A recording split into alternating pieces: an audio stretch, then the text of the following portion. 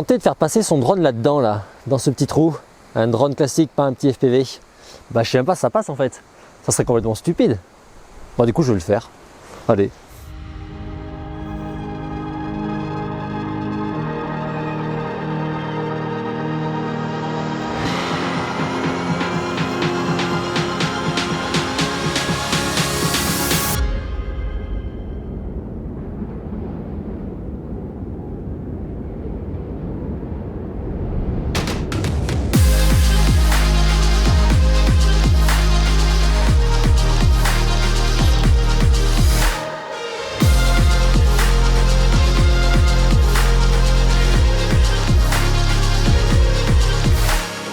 Bon ben voilà, nickel, j'ai réussi, c'est passé tranquille. Bon d'accord, non, j'ai triché, ça a été faux montage. Quel scoop! Allez, salut les gars, bienvenue pour cette nouvelle vidéo, j'espère que vous êtes chauds. Pas comme moi actuellement, j'avoue que je me caille déjà, là on est début octobre et l'hiver est arrivé dans le Cantal, ça caille direct. Mais c'est pas grave, il y a du soleil, c'est le plus important. Aujourd'hui, on va voir comment faire cet effet là que je vous ai montré dans l'intro, où le drone passe à travers ce genre de trou qui est trop petit pour lui ou alors beaucoup trop dangereux. Pour ça, il y a une partie tournage et une partie montage et on attaque de suite avec la partie tournage. De vous à moi, c'est un peu plus logique.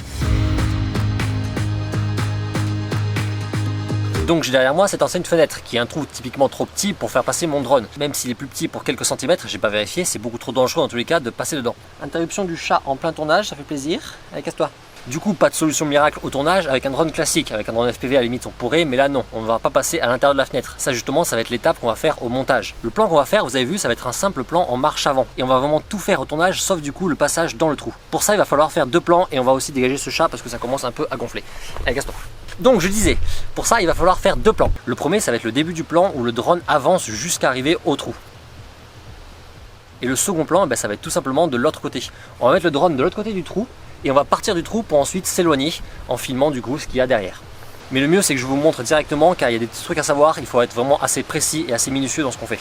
Juste avant de passer à la pratique, si vous avez plusieurs drones, prenez celui qui a la définition la plus élevée. Donc moi par exemple ça va être le R2S et celui si possible qui a des détecteurs d'obstacles. C'est pas obligatoire mais c'est toujours plus cool si vous avez le luxe de pouvoir choisir.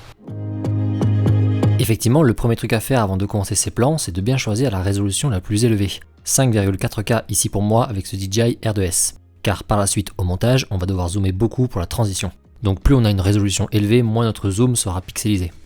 Ok, le drone est en l'air, on va pouvoir s'attaquer au premier plan. C'est très clairement le plus important et le plus délicat.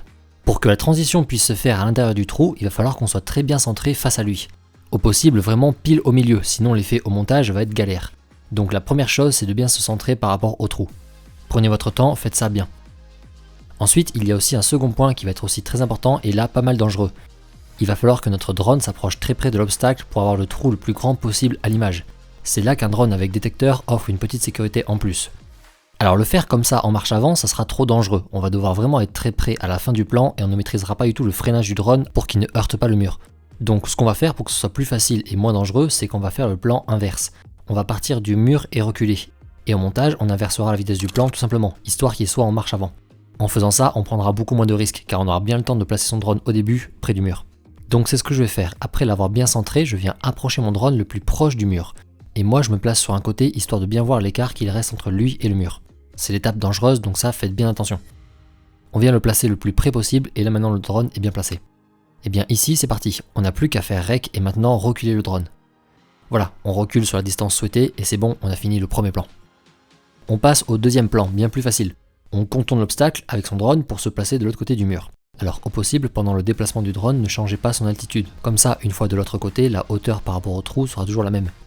Ici, c'est un peu pareil que tout à l'heure. Encore une fois, un petit peu dangereux. On doit de nouveau venir se centrer et s'approcher du trou pour essayer de filmer le plus possible tout ce qu'on devait voir en passant réellement dans le trou. Alors malgré tout, c'est moins important, donc c'est un peu plus tranquille. Si vous n'êtes pas très bien centré ou un peu moins proche du trou, c'est pas très grave. Tant que vous restez assez proche, ça ira. Le drone est orienté dans le même sens que tout à l'heure, c'est-à-dire qu'il a le mur dans son dos pour que lui puisse voir tout ce qu'il y avait derrière. Et là, on est bien placé, on n'a plus qu'à lancer l'enregistrement et cette fois-ci, on avance tout droit et on s'éloigne du trou. Ce plan-là est beaucoup plus tranquille, il n'y a pas de pression d'avoir le trou bien centré à l'image étant donné qu'on ne le voit pas. Bien, maintenant on a notre plan 1 et notre plan 2, on range le drone, on allume l'ordi, étape 2, montage, c'est parti.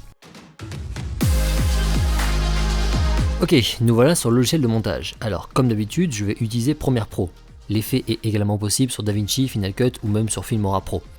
Alors, on commence par importer nos deux plans et on va créer une séquence qu'on va mettre juste en HD, histoire de pouvoir zoomer dans nos plans sans trop perdre en qualité. Bien, déjà, pour les deux plans, on va garder vraiment que le moment qui nous intéresse, donc le moment où le drone se déplace. Tout le reste, on n'en veut pas. Ensuite, on glisse nos deux plans dans la timeline, et sur chacun d'entre eux, on va faire clic droit, définir sur la taille de l'image. Comme ça, ils seront affichés dans leur totalité, on n'aura pas de zoom. Voilà, j'ai donc au début le premier plan, suivi du deuxième. Alors, au tournage, on avait volontairement tourné le premier plan en marche arrière. On va maintenant l'inverser pour qu'il soit en marche avant. Donc on fait clic droit dessus, puis vitesse durée, et ici on coche la case inverser la vitesse. Voilà, le plan est maintenant en marche avant, on va pouvoir commencer l'effet. Cet effet, il va consister en fait à afficher le second plan à l'intérieur du trou ici. Et ça depuis le début du premier plan. Il n'y aura pas vraiment de transition entre le plan 1 et 2, le second plan sera là depuis le début. Donc la première étape de l'effet, qui va être la plus longue, ça va être de supprimer l'intérieur de la fenêtre sur le premier plan. Donc on commence au début, là où la fenêtre est encore très petite. Ici, dans les options d'effet du premier plan, on va créer un masque d'opacité en sélectionnant cette plume. Et maintenant, on va détourer le fond qu'il y a derrière la fenêtre. Donc n'hésitez pas à bien zoomer dans le retour d'affichage, histoire de bien y voir. Ok, on commence le détourage. Surtout, ne vous compliquez pas la vie. Ne faites pas un masque avec beaucoup de points clés. Faites une forme avec peu de points clés. Parce que après, on va devoir les bouger pas mal de fois. Donc si vous en avez beaucoup, ça va être plus long à faire. Moi ici, je vais juste faire un simple rectangle, donc 4 points clés seulement. Ça va très bien marcher, vous allez voir, parce que initialement le décor qui était derrière, eh bien c'est quasiment le même que celui du plan 2. Voilà, j'ai détouré la fenêtre sur la première image du plan. Vous voyez maintenant qu'il n'y a que elle qui est conservée. Nous, bien sûr, ce qu'on veut, c'est l'inverse. Donc on revient dans les options d'effet et ici on clique sur inverser et c'est nickel. L'intérieur de la fenêtre a maintenant disparu. Je crée un point clé temporel sur le tracé du masque ici pour qu'il retienne cette forme sur la première image. Et maintenant on va animer le masque pour qu'il matche bien avec la forme de la fenêtre durant tout le plan. Alors malheureusement pour ceux qui connaissent un petit peu, le tracking automatique de première ici ne va pas nous aider. Il va bien cibler la fenêtre mais la taille du masque ne va pas bien s'adapter. Donc on va faire ça manuellement mais c'est pas bien méchant non plus. Donc après la première image qui est déjà ok, on va maintenant sur la dernière image du plan. Donc avec la fenêtre qui est là très grande. Et ici, eh bien, on va juste réadapter le masque, en prenant chaque point clé pour les recoller sur les angles de la fenêtre. Comme ça. Première à créer automatiquement un nouveau point clé temporel sur notre dernière image. Donc le début est bon et la fin aussi, mais le milieu non, le masque ne va pas à la même vitesse que l'agrandissement du trou, regardez. Du coup, on va réajuster là aussi le masque à plusieurs moments durant le plan, jusqu'à qu'il soit nickel. Je me mets pile au milieu du plan ici, et de nouveau je vais recoller les angles du masque aux angles de la fenêtre. Et ainsi de suite, je vais faire ça plusieurs fois, et à chaque fois je vais venir me placer pile au milieu entre deux points clés, et je réajuste le masque tant que je vois qu'il n'est pas bien placé. Alors d'expérience, je sais que ça va être surtout à la fin du plan qu'on aura le plus de soucis, lorsque la fenêtre grossit très vite. Je répète l'opération et ça va demander à peu près une dizaine de points clés. Yes, là c'est bon, le masque maintenant il suit très bien le trou. Ok, allez courage, honnêtement on a fait le plus dur. On va maintenant créer le zoom pour que le premier plan disparaisse complètement à la fin. Qu'on ait vraiment l'impression que le drone vient de rentrer dans la fenêtre. Donc on va créer un zoom sur à peu près 1,5 seconde, durant lequel le plan va passer de sa taille initiale comme ça, jusqu'à une taille où on ne verra que du noir. Du coup, 1,5 seconde avant la fin du plan, je vais créer un point clé sur l'échelle de mon plan. Parfait. Et maintenant, sur la dernière image, je vais tout simplement zoomer énormément pour qu'il n'y ait plus que du noir. Regardez, ça va me faire quand même arriver dans les 250% tout de même. Plus vous avez réussi à faire un premier plan qui s'est approché du trou, moins du coup vous aurez à zoomer dans votre plan, et ainsi plus votre transition sera invisible. Là ça va, c'est pas mal. Yes, donc maintenant si je fais lecture, regardez, on va totalement rentrer dans la fenêtre, c'est plutôt chouette. Mais vous l'avez vu, le mouvement s'accélère d'un coup et c'est pas très réaliste. Pour ça, on va modifier le premier point clé de l'échelle du plan, en faisant clic droit dessus, pour choisir ici progressif. Ce mode va créer une variation qui sera progressive et donc moins brutale. Et là, le début de la transition est bien plus douce, c'est plus réaliste. Parfait ça, et bien maintenant on n'a plus qu'à s'occuper du deuxième plan. Et lui, pareil qu'au tournage, c'est bien plus facile. Donc notre deuxième plan, on ne le verra que derrière la fenêtre du premier plan. Pour faire ça, c'est très simple, on place le premier plan en piste V2 ici, et le second plan, lui, on vient le mettre en dessous. Maintenant, vous voyez, on a récupéré le fond derrière la fenêtre, mais ce fond, c'est celui du second plan.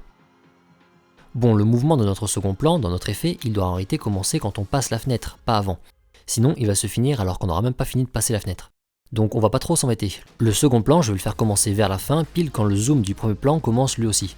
Le zoom il commence ici, du coup je prends mon second plan et je l'amène ici aussi. Yes, et maintenant, bien sûr, il me faut une image qui sera derrière tout le début du plan. Et bien ici, tranquille, on va juste afficher une image frisée. Pour ça, on duplique le second plan, donc à coup de CTRL-C, CTRL-V, et on l'amène ici au tout début. On l'étire sur toute la durée nécessaire et ensuite sur la première image, on va juste faire un clic droit, ajouter arrêt sur image. Et maintenant, toute la première image est frisée. Et ce plan là, du coup, il va reprendre vie pile au moment du zoom. Ça va être nickel. Et surtout, on a quasi fini, il manque plus qu'un seul truc à faire. Durant tout le début, avant le zoom qu'on a créé, eh bien le drone il avance quand même. Et donc le décor grossit devant lui, logique. Sauf que là, derrière la fenêtre, comme on a frisé le blanc, eh bien le décor qui est là, il ne bouge plus lui. Et donc c'est ça qu'on va rectifier avec un petit zoom également. Donc on se remet sur l'image frisée en V1 et on va créer un zoom. Alors il faut qu'il matche parfaitement avec la suite du plan. Donc on ne peut pas toucher l'échelle sur la dernière image. Du coup je me place sur la dernière image et sur le paramètre échelle ici, j'active le chronomètre et surtout je ne modifie pas la valeur. Je vais modifier juste le début. Donc maintenant j'amène le curseur au tout début et là je vais réduire l'échelle. Pour faire comme si le décor était plus loin. J'étais à 35% en échelle, et bien là je vais passer à 15%. N'hésitez pas de votre côté à tester plusieurs valeurs pour voir laquelle créer un zoom le plus réaliste dans la fenêtre. Voilà, le petit zoom est créé sur l'image frisée, et bien félicitations, l'effet il est fini, regardez. Je trouve ça très cool, je dois dire que c'est l'un de mes effets préférés. Ce qui est trop bien en plus, c'est qu'on peut s'amuser avec. On peut par exemple mettre facilement un texte derrière la fenêtre. Il suffit juste de mettre sous le premier plan qui est en V2. Et lui aussi, du coup, il sera bien derrière le trou et il sera dévoilé dans sa totalité lors du passage dans la fenêtre. Et pareil, si vous avez envie, vous pourrez même mettre un autre décor au fond pour créer une chouette transition entre les deux plans. Selon les couleurs du plan qui est derrière, l'effet il peut plus ou moins se voir, mais franchement c'est très cool. Et bien voilà, j'espère que le tuto vous a plu et que ça a été utile. N'hésitez pas à me faire un petit retour en commentaire, en like, tout ça pour me dire ce que vous en pensez. N'hésitez pas non plus si vous avez des questions à me demander. Sur la chaîne vous allez retrouver plein d'autres tutos montage, donc si ça vous intéresse, n'hésitez pas à aller faire un petit tour. Notamment plein d'autres effets à faire avec son drone, que ce soit le Droneception, le map zoom, l'effet vertigo, tout ça. Donc n'hésitez pas à aller faire un petit tour, je vous mets la playlist en description. Moi je vais rentrer au chaud parce que ça caille toujours et du coup je vous souhaite une bonne semaine. Ciao.